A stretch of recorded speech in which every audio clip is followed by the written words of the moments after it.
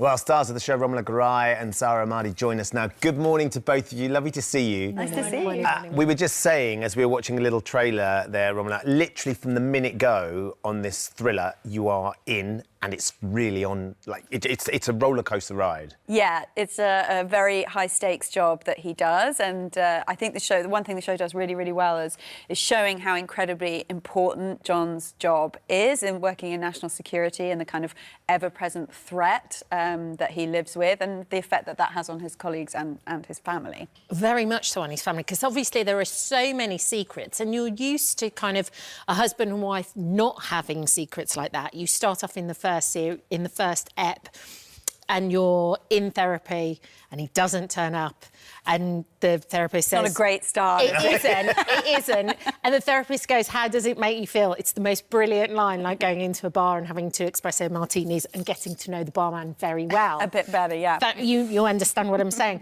Claire, what is her character like, and why has she put up with this for so long? Well, I think what's really interesting about the show and about her as a character is that mostly when you're watching a spy thriller, if that character, the guy, and it is usually a guy, has a wife, you know, she would be walking around in the background, maybe making him breakfast, or but this show really takes a very different angle, and you really look at what it's like to be married to someone who's had to sign the Official Secrets Act. She does have no idea really what he's doing on a day-to-day basis, and although she's come to terms with that and accepted that and raising their children, and she's a GP, so she has a busy job of her own, she's accepted that he can't tell her things. I think a lot of what happens in their marriage he's given him too much permission to hide things from her, and so there are a lot of lies that have built up over years and years, and those lies explode in quite a dramatic way, whilst at the same time he's investigating a very dangerous case which is a threat to national security in those two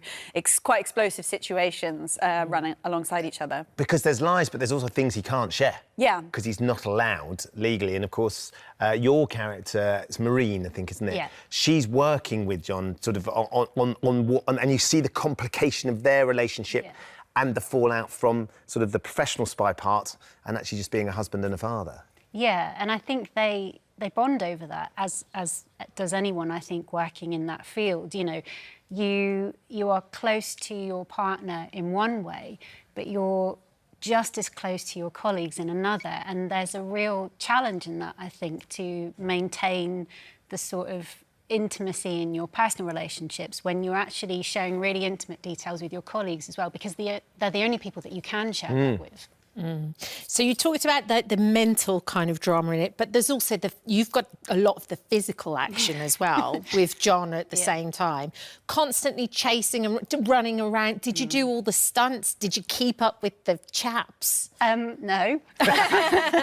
I didn't do all of the stunts. I did some of the stunts. Did you? Yeah, which the tamer ones, which I really enjoyed. Quite fun, no? They were really fun. I mean, you know, it's really high adrenaline, and you know you're in a safe environment, so you know you can really enjoy the kind of fun sides of that.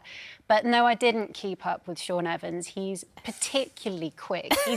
He sprints, right? You know, it's crazy. And we did about one particular sequence. We did about 10 minimum takes. You know what Julian, our director, is like. And by the end of it, I was so exhausted. And genuinely, it took me about a month for my hamstrings to recover because I was running in these Doc Martens that were heels about this size. So not ideal. Not ideal. And the penultimate take, our stunt coordinator said, would you like to try it in a pair of trainers?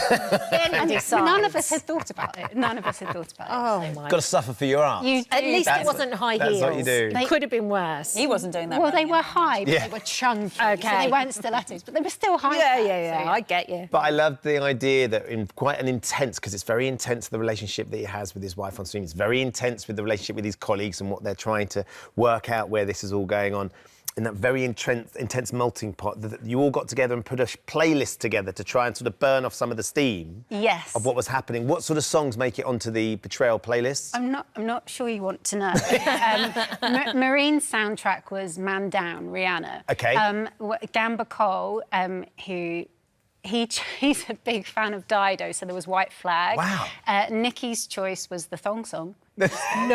So, you know, it was an eclectic diverse. It was diverse, yeah. And, you know, those scenes that we filmed in the MI5 building were really intense, some of them. So, yeah, we needed to let off steam. And what better way than thong song? The thong song does exactly that, doesn't it? What was it like for you being on the set of a TV drama? Because you've done films, the theatre, you won a Laurence Olivier in the theatre too. Congratulations. Thanks. By the way. What was it like being on a TV set? Is there a family feel to it? Well, I think a lot of it comes from the people that you're working with. This show was Shaun Evans' baby. He developed it from an early stage, and he's a really brilliant actor, a really nice guy. We had a lovely crew, and I think the scenes that Shaun and I had together involved a marriage at, like, its absolutely worst point. There were screaming arguments, there were things thrown, there were terrible things said. There was a lot of, like, the fallout of marriage therapy, and you sort of have to step away from that and kind of laugh afterwards, otherwise it all gets a bit too much. We had one particular scene that involved a couple like saying some really terrible things to each other, which I have to say afterwards just makes everybody really laugh, because everybody's going, well, I've never had any kind of arguments like that in my life, trying to distance yourself from it. It feels very different, Zahra, to Beyond Paradise, which I think you've just finished wrapping Very on. You've just different. wrapped on. Yeah. We always get Chris coming in to talk about the new series when it comes about. It's something that our viewers absolutely love. And this feels like a sort of big departure from what's going on with Betrayal. Yeah, it is. It is a very different beast. This is much darker.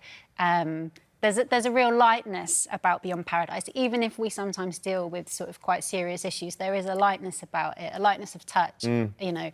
But yeah, it's really different, and it's nice to do different things. You know? Yeah. He always talks about the fact that he likes to go down and go surfing.